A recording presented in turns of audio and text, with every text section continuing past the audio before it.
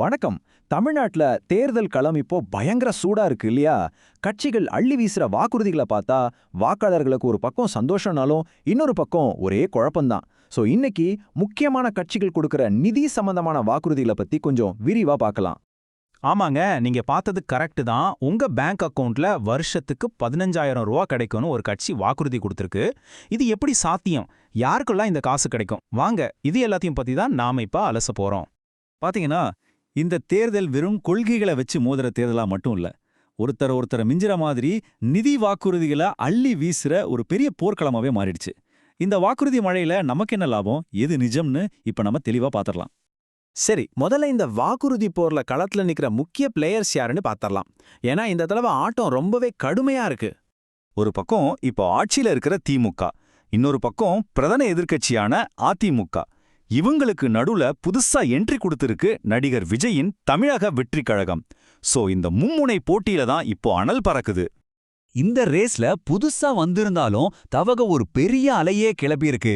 குறிப்பா பெண்களை டார்கெட் பண்ணி அவங்க கொடுக்கற வாக்குறுதிகள் எல்லாரோட கவனத்தையும் ஈர்த்திருக்குன்னே சொல்லலாம். விஜய் சொன்ன மாதிரி மத்தவங்களுக்கு இது எலெக்ஷன், எனக்கு இது இமோஷன். அந்த இமோஷனோட அவங்க என்னென்ன வாக்குறுதிகளை கொடுத்திருக்காங்கன்னு பார்க்கலாமா? அவங்க வாக்குறுதி லிஸ்ட் ரொம்ப பெருசுங்க. குடும்ப தலைவிகளுக்கு மாசம் 2,500 ரூபாய், வருஷத்துக்கு 6 கேஸ் சிலிண்டர் ஃப்ரீ, கல்யாணத்துக்கு தங்கம், எல்லா கவர்மெண்ட் பஸ்லயும் இலவச பயணம், பெண்களோட பாதுகாப்புக்குன்னு தனியா ஒரு படைன்னு இப்படி அடுக்கிக்கிட்டே போறாங்க. ஆனா இது எல்லாத்தையும் விட எல்லாரோட புருவத்தையும் உயர்த்த வச்ச ஒரு வாக்குறுதி இருக்கு. அதுதான் இந்த 15,000 ரூபாய். சரி, இந்த பணம் யாருக்கு, எதுக்குன்னு பாப்போம்.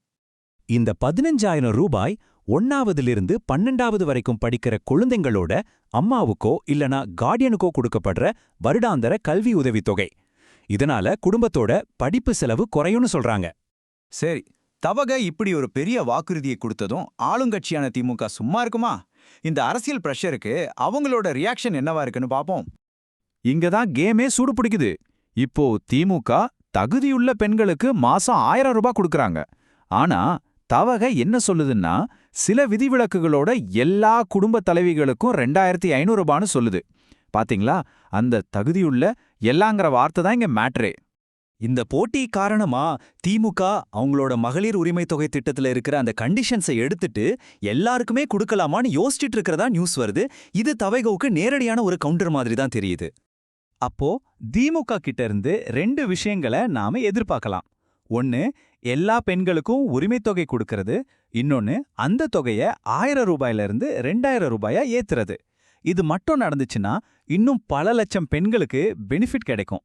யோசிச்சு பார்த்தா இந்த போட்டி வெறும் திமுக தாவேகோட முடியலைங்க. அதிமுகவும் சென்ட்ரல் கவர்மெண்ட்டும் கூட இந்த ரேஸ்ல இருக்கிறதா சொல்றாங்க.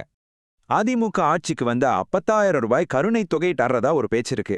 அதே மாதிரி பிரதமர் மோடி சார்பில் பல ஸ்கீம்ஸை ஒன்னா சேர்த்து 12,000 ரூபாய் கொடுக்கலான்னு ஒரு நியூஸ் போயிட்டு இருக்கு. இது இன்னும் அஃபிஷியலா வரலனாலும் இந்த மாதிரி பிளான்ஸ் இருக்கிறதா சொல்றாங்க. இவ்வளவு வாக்குறுதிகளை கேட்டதும் உங்களுக்கு கொஞ்சம் கன்ஃபியூஸ் ஆகுதா? வாங்க, சிம்பிளா எல்லாத்தையும் ஒன்னா வச்சு கம்பேர் பண்ணி பாத்துடலாம். அப்போதான் ஒரு தெளிவான ஐடியா கிடைக்கும். இப்ப இந்த அட்டவணையை பாருங்க, எல்லாம் தெளிவா புரியும். மாசம் கொடுக்கிற பணத்துல தீவக 2,500 ரூபாயோட டாப்ல இருக்காங்க. திமுக 2,000 வரைக்கும் உயர்த்தலான்னு பேசிக்கிறாங்க. வருஷத்துக்கு ஒரு தடவை கொடுக்கிற பணத்துல தீவகவோட 15,000 ரூபாய் கல்வி உதவி ஒரு பக்கம், அதிமுகவோட 10,000 ரூபாய் கருணை தொகை இன்னொரு பக்கம். ஃப்ரீ சிலிண்டர் வாக்குறுதி தீவக கிட்ட மட்டும்தான் இப்போதைக்கு இருக்கு. இதுல இருந்து நமக்கு என்ன புரியுது? கட்சிகளோட மொத்த ஃபோக்கஸும் நேரடியா மக்கள் பேங்க் அக்கவுண்ட்டுக்கு பணத்தை கொண்டு சேர்க்கறதுல தான் இருக்கு. அதுலயும் குறிப்பா பெண் வாக்காளர்களை கவர ஒரு பெரிய போட்டியே நடக்குது. இலவசங்கள், நலத்திட்டங்கள்னு இருந்த அரசியல் இப்போ நேரடியா பணத்தையே வாக்குறுதியா கொடுக்கற கட்டத்துக்கு வந்துருச்சா? இதுதான் அரசியலோட புது முகமா? என்ன நினைக்கிறீங்க? இதுக்கான பதில் வர்ற தேர்தல் முடிவுகள்ல தான் தெரியும். யோசிச்சு பாருங்க.